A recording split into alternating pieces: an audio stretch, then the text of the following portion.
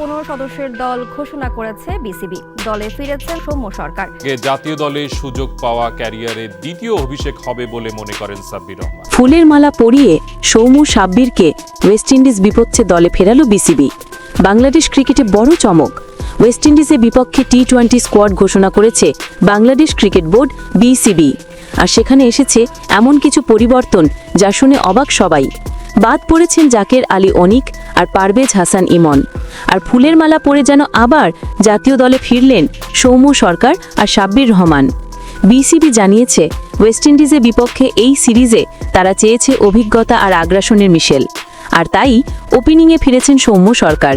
ওয়ানডেতে তার 91 রানের দুর্দান্ত ইনিংস নির্বাচকদের মনে করিয়ে দিয়েছে পুরনো সৌম্যকে। ওই ইনিংসে সৌম্য খেলেছিলেন একদম টি-20 স্টাইলে, ছক্কা, চার আর প্রতিটি বলে আগ্রাসী ব্যাটিং।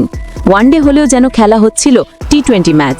অন্যদিকে সাব্বির রহমান এনসিএলে অসাধারণ পারফর্ম করে নির্বাচকদের নজর কেড়েছেন। তার ফিনিশিং ব্যাটিংয়ে এসেছে পুরনো দিনে সেই বিস্ফোরণ। এবার তাই বিসিবি ঠিক করেছে ফিনিশার হিসেবে সাব্বিরই সেরা পছন্দ।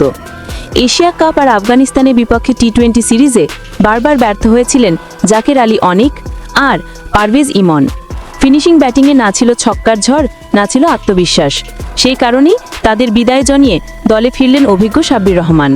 বিসিবি সূত্রে জানা গেছে এই স্কোয়াড ঘোষণা করেছেন বিসিবি সভাপতি আমিনুল ইসলাম বুলবুল। তিনি বলেছেন, বাংলাদেশ এখন নতুন ভারসাম্যের খোঁজে।